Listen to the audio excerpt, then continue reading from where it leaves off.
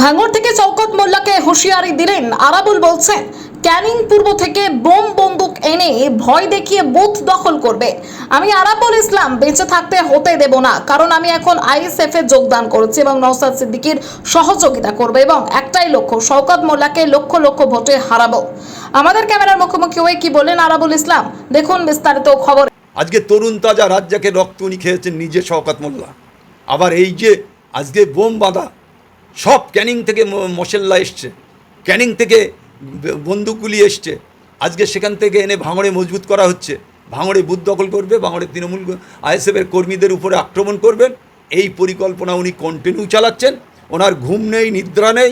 উনি চাইছে ভাঙড়কে উত্তপ্ত করে, ভাঙড়ের মানুষকে মেরে উনি এখানে ভাঙড়ের মানুষকে শাসন করে উনি এখানে গায়ের জোরে জিততে চাইছেন। সেটা কিন্তু হবে না ভাঙড়ে, সেটা ওনার জেনে রাখা উচিত, সেটা ভাঙড়ে হবে না। তাই আমি বারবার বলবো, প্রশাসনের লোকের কাছে আমার আবেদন থাকবে যে অবিলম্বে এই ধরনের কাজের সাথে যারা যুক্ত তাদের অবিলম্বে অ্যারেস্ট করে দৃষ্টান্তমূলক শাস্তির দাবি করছে আমি প্রশাসনের কাছে। আমি বলবো সিপির কাছেও আমার অনুরোধ, ডিসির কাছেও আমার অনুরোধ যে আপনারা ভাঙড়টা স্পেশালি দেখুন। এই যে যারা ওসি আছে এরা 2-3-4 বছর করে এখানে আছেন, তাদের ব্যাপারটা আপনারা ভাবুন যে তারা কি করছে। এত কেন এত বোম বারুদ কোথা থেকে? আইএসএফের লোকের কাছে বোম বারুদ আছে। সমস্তটা শওকত মোল্লা ক্যানিং থেকে এনে ভাঙড়ে এই অশান্তি তৈরি করছে। সেই ভাঙড়কে শান্তিপূর্ণভাবে সেই ভাঙড়ে শান্তি ফিরিয়ে আনতে হবে। প্রশাসনের কাছে আমার দাবি থাকবে যে অবিলম্বে ভাঙড়ের শান্তি এই কলকাতা পুলিশকে নিতে হবে যে ভাঙড়ের শান্তি ফিরানোর জন্যে।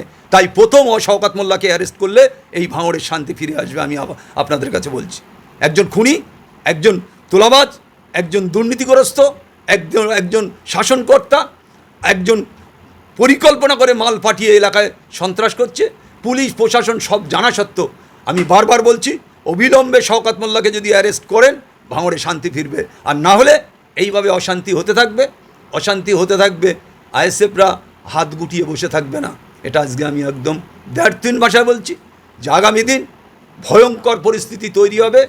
তাই আমি প্রশাসনের সবার কাছে আবেদন রাখবো যে ভাঙড়ের শান্তি ফেরান। ভাঙড়ের কোনো কিচ্ছু দরকার নেই, ভাঙড়ে শুধু শান্তি ফেরান, ভাঙড়ে শান্তি বজায় থাক। কারা বোম নিয়ে খেলছে, কারা গুলি নিয়ে খেলছে, কারা বোমার মশলা দড়ো করছে, আপনারা দয়া করে পোলেরহাট থানা, কাশীপুর থানা, আপনাদের কাছে আমার অনুরোধ, ভাঙড় থানা, বিজয়গঞ্জ থানা, আপনাদের কাছে আমার অনুরোধ যে আপনারা অবিলম্বে দেখুন। এইভাবে চলতে পারে না প্রশাসন, এইভাবে মানুষ খুন হবে, প্রশাসন চুপ করে থাকবে, এটা হবে না। তাই সবার কাছে অনুরোধ রাখবো, ভাঙড়বাসীর কাছে আপনারা সাবধানে সতর্ক থাকবেন। এখনও চক্রান্ত করছে এই অপদার্থ নির্লজ্জ খুনি। আপনারা সবাই সতর্ক সাবধানে থাকবেন। দয়া করে ঈদটা সবাইকে ঈদের আগাম শুভেচ্ছা জানাচ্ছি। সুস্থভাবে আপনারা ঈদটা কাটান, তারপরে নিশ্চয়ই আপনাদের সাথে আমাদের দেখা হবে, কথা হবে। আপনাদের সাথে আমরা নিশ্চয়ই কথা বলবো, ভাঙড়ের সমস্ত মানুষের সাথে, ক্যানিংয়ের সমস্ত মানুষের সাথে কথা বলবো। ভাঙড় ক্যানিং আমি শান্তি চাই, সার্বিক উন্নয়ন কি হলো বড় কথা নয়, ভাঙড়ের আর ক্যানিংয়ের শান্তি ফেরাতে হবে। আর কত মানুষের রক্ত নিতে চান আপনি? আপনার নেতারা আর কত মানুষের রক্ত নিতে চায়?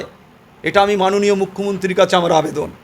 এর আগেও আমি নেতৃত্ব দিয়েছি আপনার দলে, আর আজকে আমি অন্য দলে। আমি শুধু আপনার কাছে বলবো, আমি কিচ্ছু চাই না ভাঙড়ের সার্বিক উন্নয়ন আর ভাঙড়ের শান্তি, ভাঙড় ক্যানিংয়ের শান্তি।